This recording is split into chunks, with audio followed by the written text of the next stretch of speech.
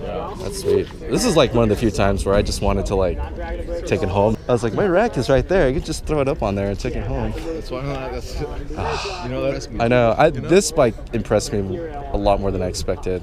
It surprised me. I'll be honest. I didn't expect it to be that good.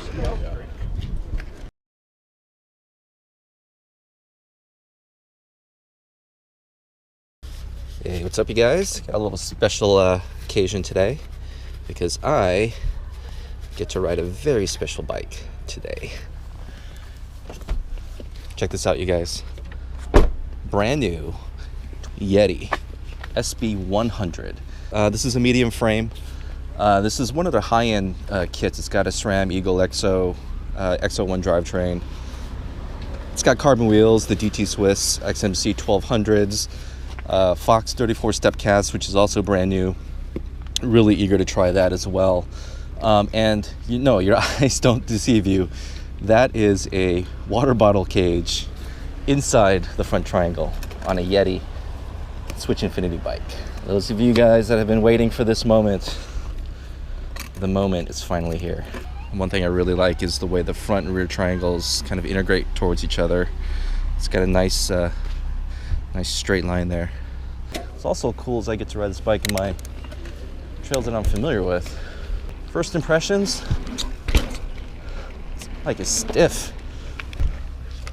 So this is a Fox transfer dropper post, but it's using the Fox lever instead of my usual wolf tooth. So far I'm not too much of a fan of the way it feels. Some also other spec things. These come with Yeti's own branded carbon bars in 760 and SRAM level brakes, which are a little bit more cross-country oriented. I think they're single piston brakes. Didn't check the tire pressures, but they feel pretty good. It doesn't feel, it feels maybe a little bit shorter. It doesn't really feel that much less slack. It does a little bit, but like, yeah, kind of feels kind of similar. You know what I'm saying? Well, they're designed by the same people, so exactly, can't be surprised. It makes sense. I kind of wish I had already ridden my bike for a lap. That's kind of how you know the real differences, because you get used to a bike really quick, you know? Super quick, right? And it just starts to feel normal. You're just like, oh, it's fun. Yeah. You're like, yeah. Because bikes are fun.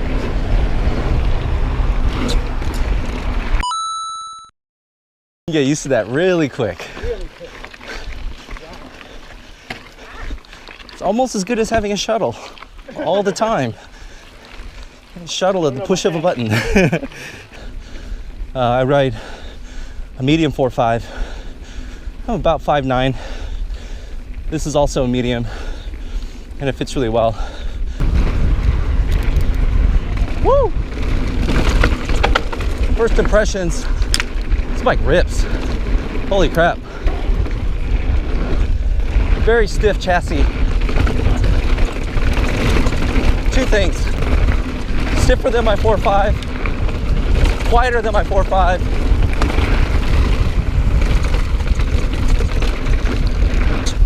Brakes maybe aren't quite as strong as what I'm used to, but that could easily be fixed.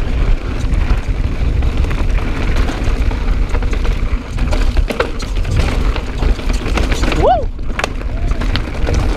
Man, super capable. Way quieter. This is not an XC bike, you guys. This is a trail bike. Wow, it felt like I was flying. Yeah. I wouldn't be surprised if that was a PR for You me. feel like you're on the ragged edge on this bike. You know what, man? And when I usually am fighting to stay in on the off-camber parts of that trail, I was able to just lean that bike and just cuts. And it goes right uphill into the turn. I was like, whoa, I mean. And I love how quiet it is too.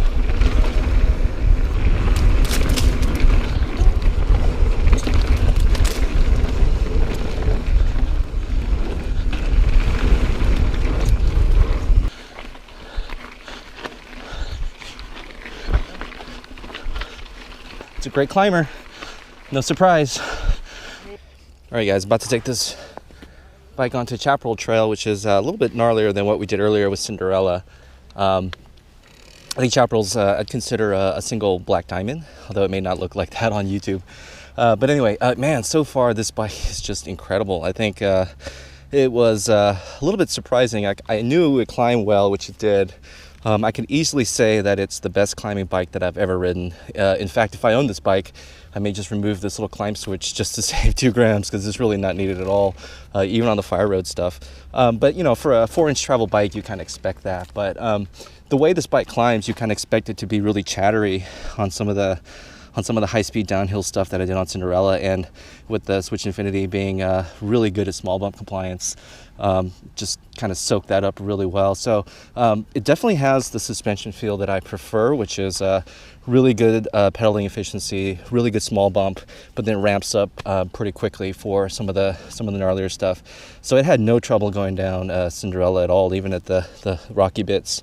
But I'm about to take it down Chaparral Trail, which is, like I said, a little bit steeper, a little bit chunkier. I'm not going to go full out because I'm not really sure you know, how this bike is equipped in terms of tubes and things like that. So I'm not gonna go as fast as I normally do on my 4.5, but yeah, we'll see how it goes. A couple of surprises. Number one, how plush this new Fox Sepcast 34 fork is.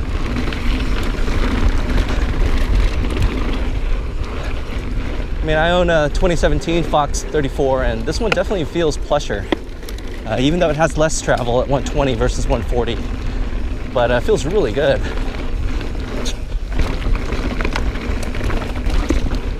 Still got to choose your lines with this kind of bike. I wouldn't say it's a bruiser at all. It's definitely a finesse bike for sure. But the chassis stiffness definitely adds to the confidence that this bike has, for sure.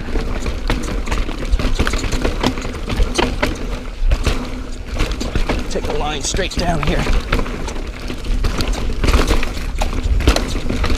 Wow. Yeah, so far so good. This bike is ripping it.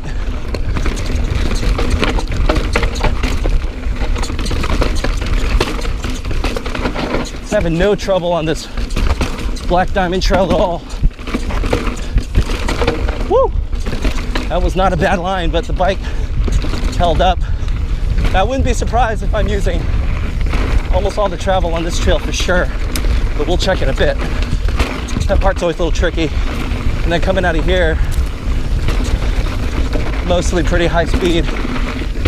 Whoa! A little bit overgrown there on the left. Man, this bike just rips. Let's see how we did. Wow.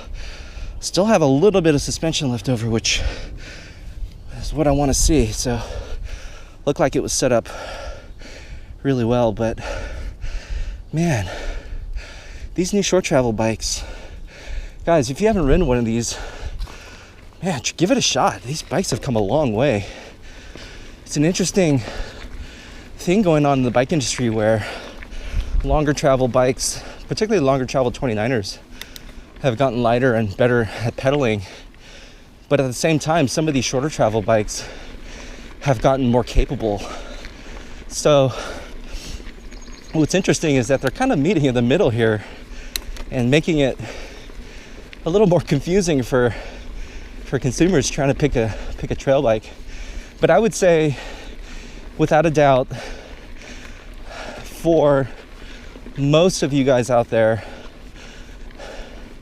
this 100 mil travel bike in the rear, 120 in the front, may be all you need.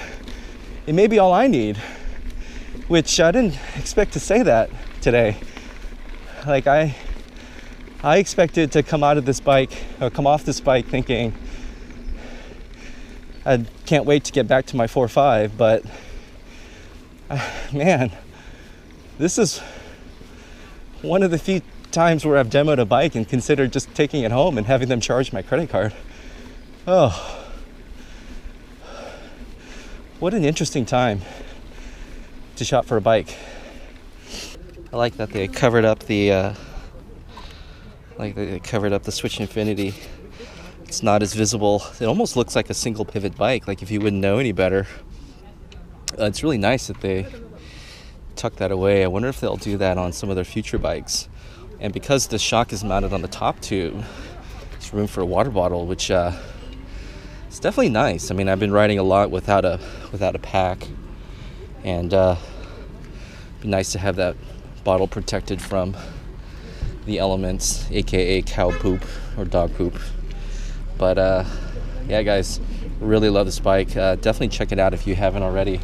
Thanks for watching, guys. I'll see you on the next one.